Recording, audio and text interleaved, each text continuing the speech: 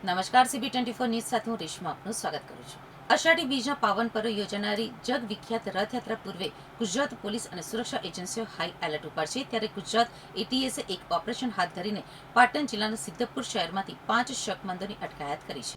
રથયાત્રાના તહેવાર ઉપર કોઈ અનિચ્છનીય બનાવ ન બને તે માટે કાયદો વ્યવસ્થા જાળવી રાખવા સતત પેટ્રોલિંગ અને વોચ રાખવામાં આવી રહી છે.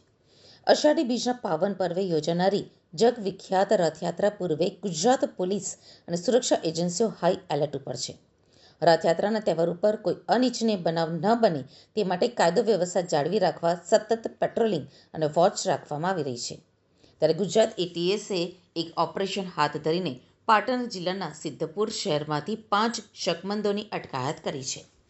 રથયાત્રાના સંવેદનશીલ સમયગાળા વચ્ચે આ અટકાયત થતાં સુરક્ષા તંત્રમાં ભારે હલચલ મચી ગઈ છે.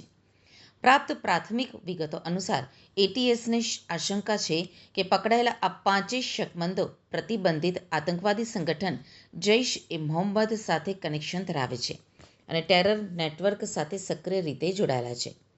સુરક્ષા એજન્સી દ્વારા હાલ તમામ 5 શકમંદોની પૂછપરછ અને તેમની ગતિવિધિઓ અંગે સઘન તપાસ શરૂ કરવામાં આવી છે.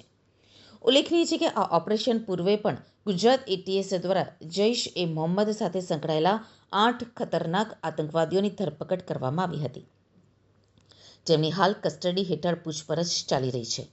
અગાઉ પકડાયેલા આ 8 આતંકીઓની તપાસ અને સઘન પૂછપરછ દરમિયાન જ આ 5 નવા શકમંદોના નામ અને કડીઓ પોલીસના હાથે લાગી હોવાનું માનવામાં આવે છે.